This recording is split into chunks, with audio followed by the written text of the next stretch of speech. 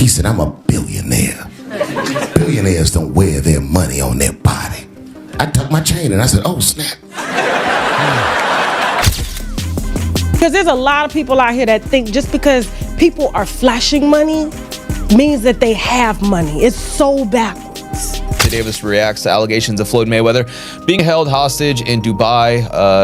Tank says he got to pay people that money back. That's coming from, Floyd Mayweather's protege, his former right-hand man, Gervonta Tank Davis. And here, when discussing Floyd Mayweather's current financial issues, Dave Chappelle didn't mince words. He pointed out the irony of Mayweather's extravagant spending in the face of debt concerns. The IRS has placed liens on Mayweather for more than $22 million in unpaid taxes from 2015 and another $7.2 million from 2010.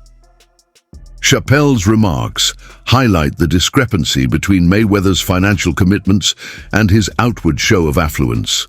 Sell off property, you have the ability to liquidate some of your assets, you have the ability to go and get a loan to pay off this tax liability. So we're not buying it. So we'll see if this petition does get approved. It's Floyd Mayweather. It probably will get approved, seeing as how the event that's going to happen in about 60 days is going to generate more than enough money to pay off that tax liability. So it's great reassurance for the IRS. And this is not the first time that Floyd's been in trouble with the IRS. Back in 2008, he had a $6.17 million lien on his property for taxes that he owed in 2007. Right, and this is just a recurring theme. He's had many other instances. Back in 2011, apparently he owed $3.4 million in taxes that were incurred in 2009.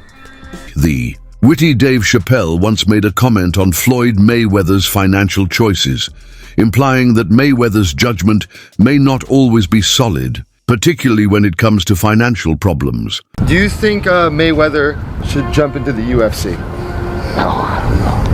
I don't know. I don't know what they're talking about money-wise or where he's at in his life. I'm a boxing fan. I'm not really I don't know anything about UFC. You're not. Do you think you should kind of stay in his lane, or do you think maybe to capitalize on the success of the McGregor fight? I think Floyd made a clean getaway. I think he had a great record and the greatest run in the history of boxing. I don't know whatever makes him happy, you know what I mean? Yeah. But I think he did his thing, bro. Okay. Yeah, man, it's good to see you. Sorry about that. Yeah, my man, thank you so much. Yeah, I appreciate you, man. Floyd Mayweather Jr. recently claimed to have bought a $42 million portfolio of 62 rental properties in Manhattan, but his claims are called into question because New York City property records do not indicate that ownership has changed. Furthermore, there have been rumors that Mayweather may have just purchased a minority ownership or had options for future development because his real estate company, Veta Properties, has not disclosed all the pertinent information on the deal. Into my lifestyle, showing the people how I live. Now, I know you guys see me on a regular talking about real estate. Well, lately, I purchased 62 apartment buildings in New York City. And what I need you guys to do, slide over and check out the photos. It's not all 62 buildings, it's a few buildings, but guess what? All the buildings belong to me. I don't have no partners. And all the retail down low on my buildings all belong to me.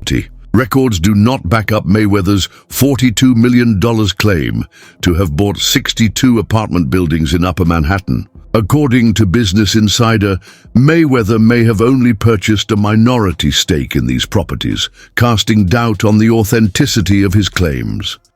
Floyd Mayweather Jr. We all know him, the tremendous, talented boxer, but people don't realize how smart he is in business, especially real estate. He just did a blockbuster deal, forget about it. Upper Manhattan, 1,000 units. Consisting of 60 buildings, affordable housing, $402 million purchase price. The seller, Black Spruce Management. This is going to be a monster huge deal. Already a very big portion of it already closed. The remaining portion should be closed at the beginning of 2025. This is a guy who believes in long-term wealth, generational wealth. He's heavily involved in skyscrapers. Now he's getting very, very big in affordable housing in Upper Manhattan. Tremendous deal. $402 million. Once again, 1,000 units, 60 buildings. Forget about it, Maron. That's what I'm talking about. That's smart. That's generational wealth, in my opinion. Not financial advice, not a financial planner, but very, very impressed. Floyd Mayweather Jr., not too shabby. V for victory. The IRS has placed liens on Mayweather for more than $22 million in delinquent taxes from 2015 and an additional $7.2 million from 2010, demonstrating that his financial troubles go beyond real estate. Mayweather continues to show off his money in spite of these obligations, which draws criticism and attention from the public. Now, this comes amid, rumors of Floyd Mayweather being stuck in Dubai because he owes people money. And, these are coming from trustworthy sources, Gervonta Davis, Floyd Mayweather, people who know about Floyd Mayweather's inner life.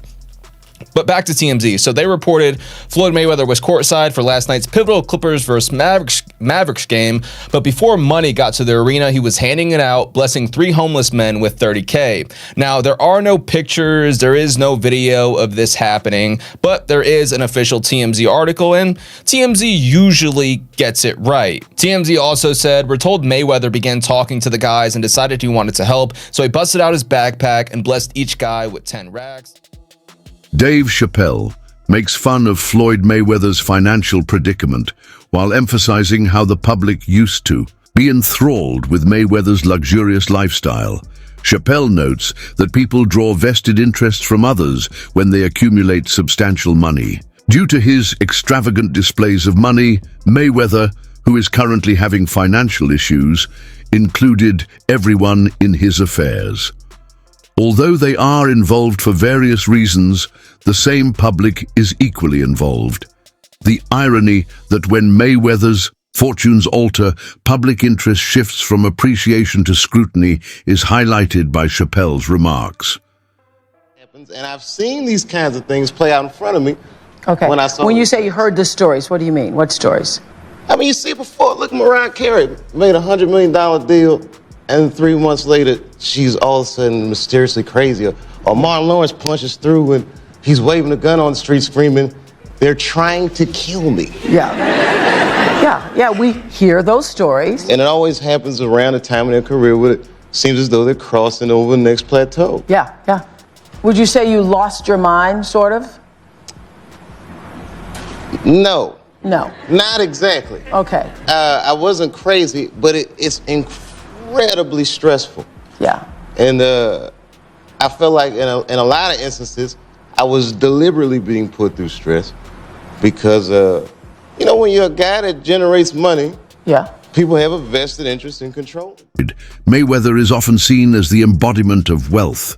Luxury cars, private jets, flashy jewelry, and piles of cash posted across his social media.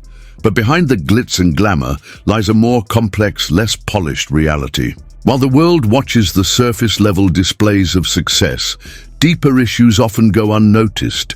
There's a recurring pattern we see in high-profile figures. Just as they seem to reach a new peak in their careers, strange things start happening. Mariah Carey signed a $100 million deal, and just months later, headlines painted her as mentally unstable. Omar Lawrence was seen on the street, waving a gun, yelling about people trying to kill him. We hear these stories, and they always seem to surface right at a turning point, right before a major breakthrough. When asked if he ever felt like he was losing his mind, Mayweather didn't say he was crazy, but he admitted it was extremely stressful. It felt, at times, like that stress was being manufactured. When you're someone who generates enormous amounts of money, people naturally develop a vested interest in keeping you under control. For Mayweather, that meant intense pressure and manipulation. Despite his image, financial issues have plagued Mayweather behind the scenes. He was even stuck in Dubai for a period due to unpaid debts, a shocking contrast to the persona of untouchable wealth. The story isn't about a man living his dream. It's about someone navigating the high-stakes game of fame, fortune, and control, and paying the price that comes with it. He owes a bunch of gambling debts. Floyd, okay? And he tried to plant fake news out here saying that he was in downtown LA giving out money, and then he was at the, the basketball game. This is Floyd in Dubai. Yeah,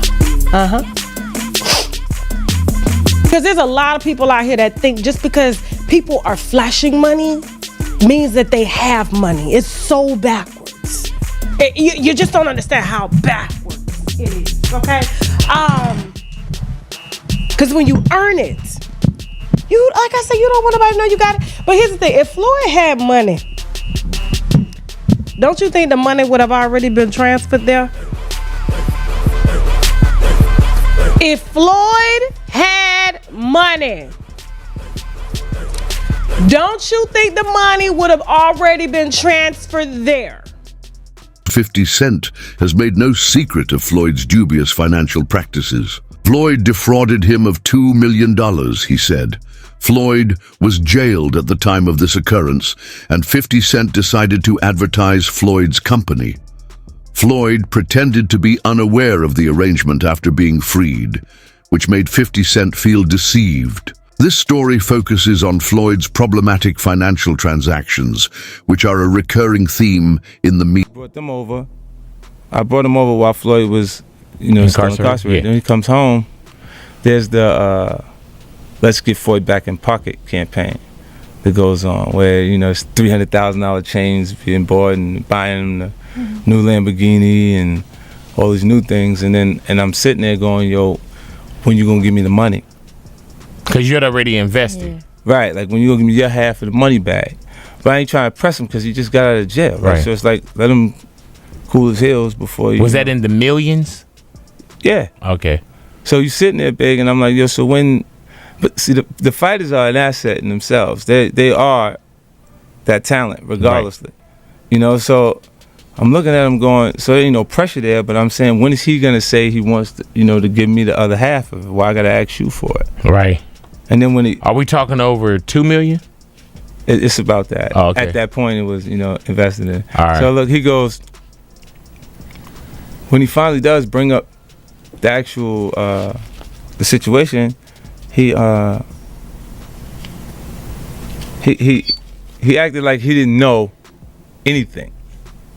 Like, I didn't tell y'all to do that. I didn't tell you to do that. Oh, man. And I'm looking at him, and he looked in my face, and he told me to do that. Joe Rogan offered his thoughts on Floyd's rise to fame, pointing out that his popularity was fueled more by public hatred of Floyd than by appreciation of his boxing prowess, and that Floyd's rise was not due to his superiority as a boxer to Mike Tyson, but rather to people's desire to see him shed his controversial image. One of the reasons why people watch him fight is not because he's like Mike Tyson, just goes out and destroys people. They like watching him fight because they hate him.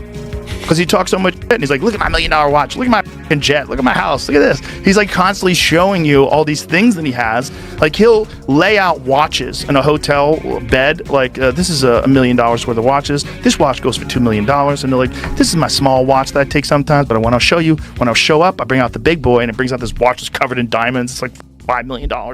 And so this feeling adds to the intricate story of Floyd's fame and fortune. Imagine working for someone whose whole persona is money, money, money, money, money, and you don't get paid. Well, that's exactly what it is for employees of Floyd Mayweather. Employees of his Los Angeles gym accused Floyd Mayweather of bankruptcy after failing to pay them. I mean, he's still buying stuff. Portfolio valued at $10 billion, including 18 office buildings spanning. I mean, he can do all this, but he can't pay his employees' salaries. $10 billion portfolio, 18 office buildings spanning 10 million square feet. Like what? Another deal he finalized with a $20 million property in Manhattan. financial troubles. Despite these high-profile purchases, allegations of unpaid wages at Mayweather's Los Angeles gym have sparked significant backlash. Employees claim that they haven't received paychecks, prompting a public protest outside the facility on Highland Avenue. One protester held a sign accusing Mayweather of modern-day slavery, while another noted that the money team has no money. Even if you work for a different company and if you ain't getting paid, you're scared to show up and say something because you know how businesses do. They silence you and they fire you. The employees alleged violations of California Labor Code 210, which mandates penalties for late wages. First-time violations can include fines between 100 to 200 and unpaid wages beyond the 30 days entitled work to a full day pay for every day delayed. That is crazy. Money team ain't got no money. Apparently it's not the first time too. They had one in Elk Grove and it closed down because the landlord sued for a non-payment of $30,000 in rent. Now the LA gym facing closure. Employees are questioning whether Mayweather himself is aware of the financial. Once again, at 160, okay, 100 pounds, 160 pounds, call out Canelo and do the rematch, and that's it. You think he's talking this trash because he wants a rematch? You think he actually wants? Absolutely. You think he wants a rematch? Look, another reason why he's crawled out of his rock, he needs money. You think he needs money? Absolutely. He's always flossy. It's absolutely, he needs money. You think he's going Once broke? Again, come on. Fighters like that always go broke. He's always spending, so I guess. Absolutely. Look, he's not fighting anymore, so that big money's not coming in. Look at what happened to Mike Tyson. He made what, $500 million? Right. You think you can spend $500 million overnight? Absolutely. You can. I doubt he'll ever step into that ring. Floyd's a big freaking. He called Canelo the easiest win of his career. Yeah, because he was 21 years old. Right. Of course. If I fought Ryan Garcia, who's 19 years old, what am I gonna do? I'm gonna beat him easy because of my experience. So fight him in his prime, he goes down, you think? Easy. What's your message to Floyd? Floyd, stay under your rock, dude. You think Canelo's gonna out-earn him eventually? You think he'll make more money than Floyd? By far. Canelo's 28 years old. Right. And he's already made, what, $500 million? Right. Easy. Hey, you're the man. Go. 50, aka Ferrari F50. So 50's obviously going to take any chance that he can to troll Floyd Mayweather. And I don't know how accurate or true this is. 50 said it was true and then removed it off his Instagram like he sometimes does. He'll chime in on things and then remove it. But luckily for me, I know that he does that, so I screenshot everything that he posts. Just because, he'll remove it and then it's hard to find it. I'm like, damn, it was up there. So just for like podcasts and just research purposes, I always screenshot them, have it on my phone. That way if it's removed, it's like, hey, he did post this. So what am I talking about? Let's go over this. 50 Cent has weighed in on a shocking claim in the ongoing spat between Floyd Mayweather and Gervonta Davis, saying he believes a belief that has allowed him to get in some digs of his own.